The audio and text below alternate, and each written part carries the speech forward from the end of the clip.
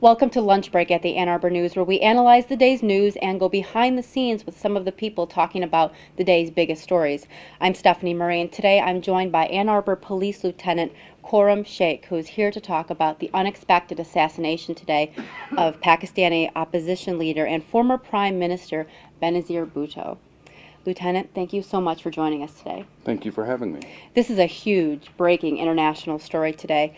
Reportedly, Bhutto died today in Pakistan after she was shot in the chest and the neck by a suicide bomber who apparently then blew himself up and killed as many as 20 other people during a campaign rally in Pakistan.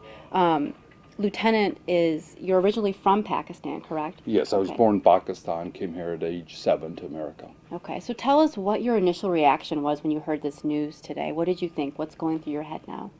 Well, one thing, sadly, you mentioned it was unexpected, and in some sense, it wasn't necessarily, which really makes it sad. I know her father was killed years ago, and she'd already had several assassination attempts, so I think she knew she was taking a risk, and it's a very volatile area of the world, as we all know, and politics there is very violent at times. And it's happened before, too, when it's appeared that there's been other assassination attempts on her life before, with other bombings at different events that she's been at, correct? Yes, that is correct, and so I said she knew this was a real legitimate risk and continued being out in public knowing that. And she actually was in exile in Dubai, I believe, and came back to Pakistan. For many years, right? For about 8 years, I believe. Yes, she had been exiled, but was coming back to possibly run for president.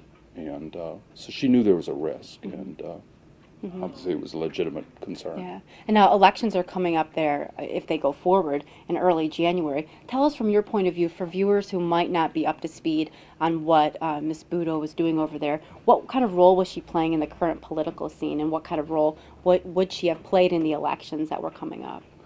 Well, she was one of the best-known candidates and had quite a following, so she could have been a threat to Musharraf, who's the current president there, and so there was concern that he did not necessarily want her back in the country, and from what I understand, actually the U.S. Was encouraging a democratic process there and had encouraged Musharraf to let her go back. He had originally said he would arrest her if she came back to Pakistan because of some prior corruption charges, but she was allowed back in, she was running. Right now the concern is what her followers will do.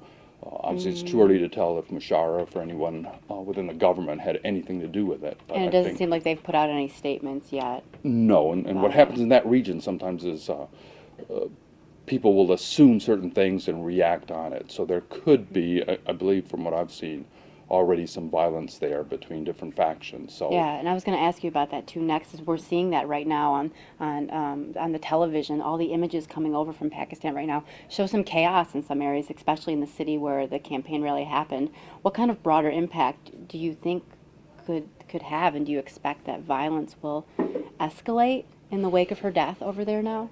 It's hard to say. I heard one person say that it's very difficult to predict what goes on in a country like Pakistan with all the different dynamics there. But one of the concerns is that you'll have almost a civil war between the different factions. And Musharraf had military rule there and may have martial law again. So that's a concern. But also who ultimately will come out the leader in Pakistan.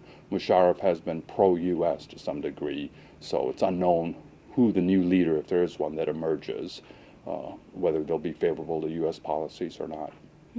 We'll continue to watch this story as it unfolds. Thank you so much for joining us today and giving us and our viewers some of your thoughts. Okay, you're very welcome. Thank you, Lieutenant. Thank you. And thank you for joining us during Lunch Break from the newsroom of the Ann Arbor News. I'm Stefanie Murray.